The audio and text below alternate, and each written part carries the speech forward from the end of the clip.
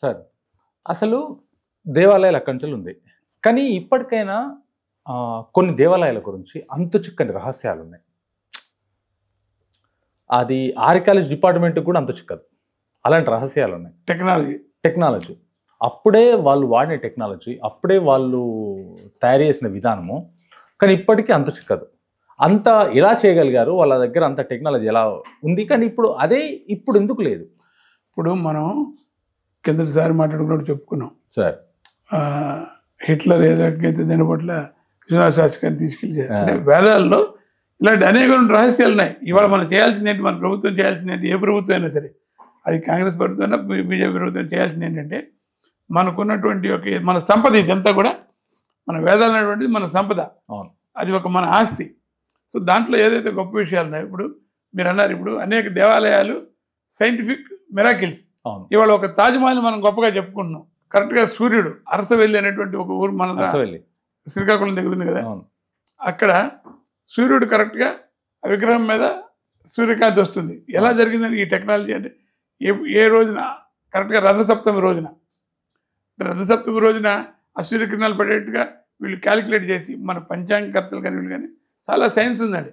ఇప్పుడు ఏ రోజు మనకి గ్రహణం వస్తుంది అనేటువంటిది ఎక్లిప్స్ అంటారు కదా, అది మనవాడు ఎలా సెకండ్లతో చెప్పి చేయగలిగారు. ఏ సూపర్ కంప్యూటర్లు ఉన్నాయి, వాళ్ళు సూపర్ కంప్యూటర్లతో చేశారు మిగతా దేశాల వాళ్ళంతా కూడా. ఒక పంచాంగం చేసినటువంటి ఒక పండితుడు దీన్ని ఎలా లెక్క కట్టగలిగాడు, దీని వెనకాల ఏ క్యాలిక్యులేటర్స్ ఉన్నాయి, ఏ సూపర్ కంప్యూటర్స్ ఉన్నాయి. కాబట్టి ఇటువంటి ఈ గణితం కానీ లేకపోతే ఈ శాస్త్రం కానీ చాలా ఉంది, అడ్వాన్స్ టెక్నాలజీ కానీ చాలా ఉన్నది మనకి.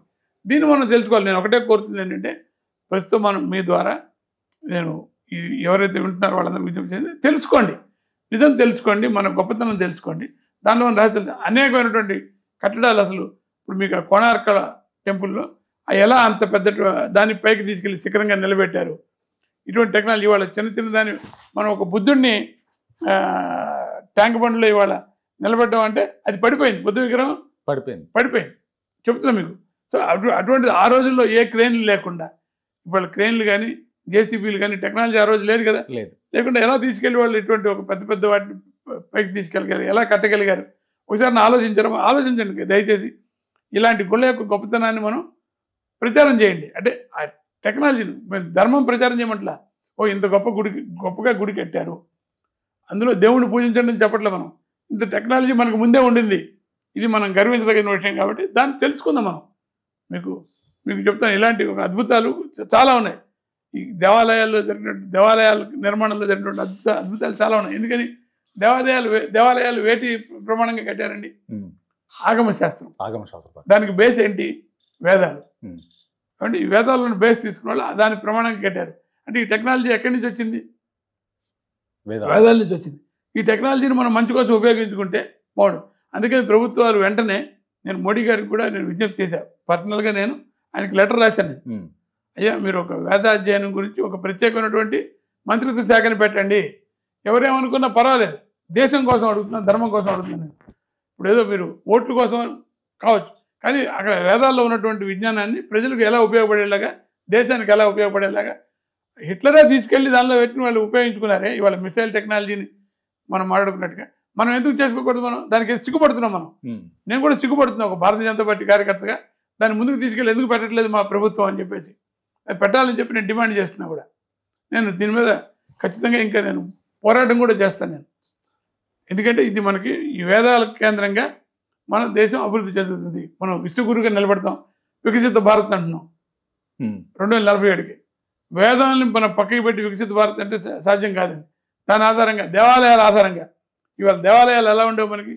దేవాలయాలు అనేటువంటివి ఒక స్ఫూర్తి కేంద్రాలుగా ఉన్నాయి.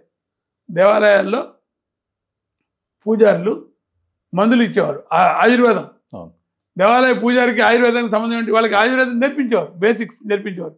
ఎటువంటి ఆయుర్వేదం మందులు ఇస్తే ఏ రకమైనటువంటి వ్యాధులు ఏమవుతాయి అటువంటి. అంటే ప్రతి ఊళ్ళో గుడి ఉంది కదా, ప్రతి ఊళ్ళో పూజారి ఉంటారు కదా, అంటే ప్రతి ఊళ్ళో వైద్యుడు కూడా ఉన్నాడు కదా. ఆయన పూజారి ఒక వైద్యుడు. అలాగే వాళ్ళు ట్యూషన్లు చెప్పేవారు పిల్లలకి. మధ్యాహ్నం పూజ అయిపోయిన తర్వాత నాకు తెలుసు, మా ఊర్లో మేమంతా వెళ్ళి కూర్చొని ఆ లెక్కలు అవన్నీ చెప్పేవారు వాడు. ట్యూషన్ అంటే ఒక ట్యూషన్ సెంటర్, అది దేవాలయం అయినటువంటిది ఒక హాస్పిటల్, ఒక tuition centre, not only spiritual centre. ఇంకొక రహస్యం కూడా చెప్తాను మీకు. ఎవరైనా నా పోటీగాడు పెళ్ళాంతో పోట్లాడి పెళ్ళాం బయటికి పంపిందనుకోండి, పెళ్ళాంతో పోటీ వెళ్ళి ఎక్కడ పోతావు, గుడికి వెళ్ళేవాడు. గుడికి వెళ్ళి ఆ మండపంలో పడుకుంటే అక్కడ వాడికి ప్రసాదం అంటే ఒక రకమైనటువంటి ఒక రిహాబిలిటేషన్ సెంటర్. అలాగే కౌన్సిలింగ్ సెంటర్. ఎవరన్నా మొగుడు పిల్లలు గొడవలు పడ్డా లేకపోతే కుటుంబంలో ఏదైనా సమస్యలు వచ్చినా ఆ పూజారి గారి దగ్గరికి వస్తే ఆయన వాటిని చెప్పి ఇలా కాదరా బాబు ఇలా అని చెప్పి వాళ్ళు కౌన్సిలింగ్ చేసేవాడు. అంటే ఈ counselling centre, rehabilitation centre, hospital, tuition centre, spiritual centre. అంటే సరే, ఇప్పుడు మీరు చెప్తుంది ఇది బాగానే ఉంది. కాకపోతే అసలు మత చిచ్చు రేగిందే బ్రాహ్మణుల నుంచి అని చెప్పేసి చాలా మటుకు వింటుంటాం.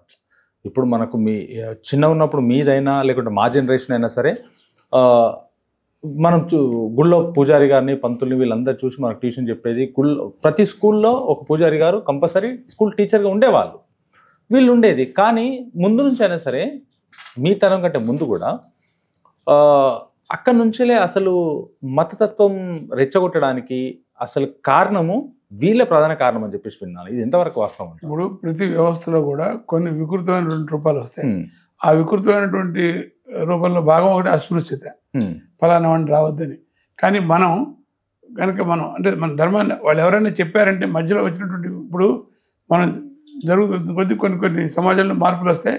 ఒక రకమైనటువంటి ఒక దుష్పరిణామాలు కూడా సంభవిస్తాయి. అటువంటి ఒక దుష్పరిణామం అస్పృశ్యత అనేటువంటిది. కానీ కులాల వ్యవస్థ కానీ కులాలు అనేటువంటిది కానీ మనకి ఏం చెప్పారంటే భగవద్గీతలో కూడా చాతుర్వర్ణ్యం మాయా సృష్టం గుణకర్మ విభాగశాన్ని. నువ్వు పుట్టినవాడు ఎవడు బ్రాహ్మడు కాదు. అది మనకి ఊరికే చెప్పలా. నీ యొక్క గుణాన్ని బట్టి నీ కర్మను బట్టి. ఇప్పుడు మీరు ఎవరైతే టీచింగ్ ప్రొఫెషన్లో ఉన్నారో, ఎవరైతే మంచిని నేర్చుకుంటారో, మంచిని చెప్పేవాళ్ళు వాళ్ళు బ్రాహ్మణులే. ఇప్పుడు మీరు కూడా ఈ వృత్తి తీసుకుంటే బ్రాహ్మడే. ఇప్పుడు నేను కూడా ఒక చెప్పుల షాపులో పనిచేస్తే నేను కూడా కర్మచారి కింద లెక్క అంతే. అలాగే నేను ఏదన్నా ఒక మెషిన్ ఎక్విప్మెంట్లు చేస్తే నేను కూడా ఒక దీని కింద లెక్కే. అంతేగాని పుట్టుకతోటి ఒక బ్రాహ్మడు అనేటువంటిది ఎక్కడ కూడా మన దగ్గర లేదు. ఇంకొక విషయం, ఇప్పుడు ఎవరైతే మనం వశిష్ఠుడు భార్య ఎవరండి? అరుంధతి. వశిష్ఠుడి భార్య అరుంధతి కులం ఏంటి? సో ఈ రకంగా మనకు పురాణాలు. వాల్మీకి ఎవరు? ఒక బోయవాడు. అసలు విచ్చలవిడిగా తాగి తిని అటువంటి వాడిని మనం రామాయణం రాసి మరి దాన్నే ప్రమాణం తీసుకున్నాం కదా. ఈ సోకాళ్ళు ఎవరైతే బ్రాహ్మణులు అన్నారు. కాబట్టి ఇది బ్రాహ్మణికం అనేటువంటిది ఏదో మీరు ఒక వ్యతిరేకత సృష్టించడం కోసం బ్రిటిష్ వాళ్ళు చేసినటువంటి ఒక గేము యాంటీ బ్రాహ్మణిజం. అలాగే అక్కడ జస్టిస్ పార్టీ అని బ్రిటిష్ వాళ్ళకి అనుకూలంగా ఒక పార్టీ ఉండేది. దానికి సంబంధించినటువంటి వ్యక్తి రామస్వామి నాయకర్ అన్నాడు. సో వాళ్ళ యొక్క ప్రతిభలందరూ వీళ్ళందరూ కూడా యాంటీ బ్రాహ్మణ ఉద్యమం చేయటం, రావణాసురుడిని పూజించారు వాళ్ళు. మీకు తెలుసు లేదా విషయం? ఇప్పుడు రాముడు బ్రాహ్మడు కాదు, రావణాసురుడు బ్రాహ్మణుడు. అది తెలిసాక వాళ్ళు ఆపేశారు. లేకపోతే ముందు రావణాసురుడిని పూజించారు అక్కడ. అంటే ఈ రకమైనటువంటి ఒక వికృతమైనటువంటి చేష్టలు చేయటం, ఇది సమాజాన్ని విభజించడం కూడా తీసుకొచ్చింది తప్ప.